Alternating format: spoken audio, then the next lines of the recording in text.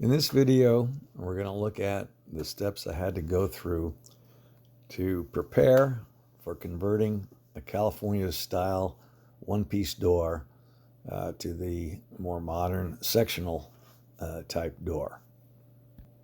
This video will not cover the actual installation of the sectional door, as that's covered by many other videos.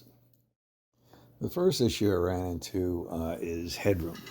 As you can see here, I built the storage area above the garage door opening and wanted to maximize the crawl space available for the storage area, and wound up reducing the headroom above the garage door opening to only 5 inches. 5 inches is actually enough if you use the low headroom double track system with the springs mounted into the rear. So there'll be either extension springs or rear mounted torsion spring. With the torsion spring mounted in the front, which is a more standard case and something that I think I'll be looking for, that headroom goes up to 9.5 inches even with the double track system. Using quick turn brackets, you can reduce that 9.5 down to 8 inches. You'll notice that the 2x10s going back were notched to a depth of 1.5 inches to allow the one-piece garage door to swing open. The super sneaky hinges fused on a sectional type garage door require 6 inches of headroom. So if we just extend that notch back to the header, we'll have 5 plus 1.5 inches, 6.5 inches. Should be plenty for a sectional door with the super sneaky hinges and a front mounted torsion spring. Right now we're planning on using the super sneaky hinges and staying with the 6 inches of headroom. If we decide to go with the double track requiring 9.5 inches of headroom, we'll go ahead and notch the 2x10 another 3 inches for a total of 4.5 inches. That notch will only have to be at the very end to accommodate the torsion spring, since we know that with the rear springs the double track only requires 4.5 inches. To provide the strength, we'll sister 2 pieces of 3/4 inch plywood, one on each side, and glue it onto the notched 2x10, and that should give us plenty of strength to compensate for weakening the 2x10 with that large a notch. So here you can see that with the one-piece California-style garage door, half the garage door is sticking outside of the garage and only half is inside, so that a much shorter garage door opener is possible. So with a sectional type garage door, it basically extends further into the garage and the longer garage door opener is required.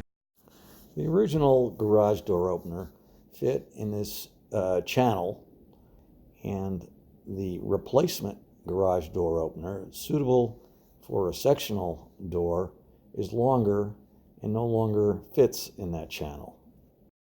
Super Sneaky also has a bracket that allows you to mount the garage door open directly in front of the torsion spring. But because we're going to want to continue to use the door that we have for a while, we're going to want to extend the channel, basically replace those 2x10s going to this cross member all the way back to this cross member. So the first thing I got to do is support everything while we take the old 2x10 out. You can see we got two 2x4s next to each other.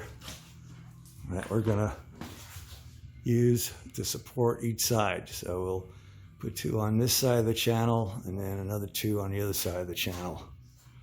You can see we got one side up. We got the 2 2x4s hung with a 2x10 joist hanger so that we can support it from underneath. Here, we're about to do the same over here. It's just supported by the garage door and a ladder for now. But we will be getting and supporting both ends. Well, the good news is we cut through and the temporary support seemed to be holding. Okay, you can see we got one header in place now.